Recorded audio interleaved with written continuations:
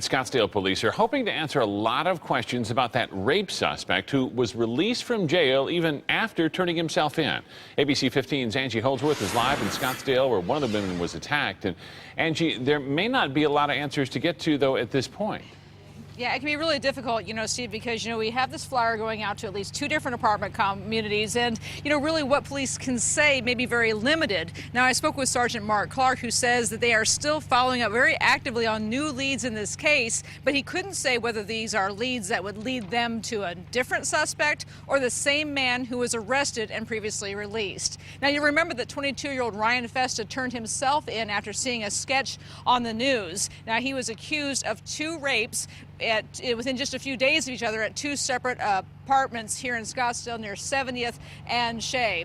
Now, he was a judge ended up finding there was not enough evidence to hold him on those charges, and a judge also could not hold him on drug charges that were found after a search warrant at his apartment because he's a medical marijuana holder. Now, he is currently at a group home right now, but people around here say things just haven't been the same since all this happened.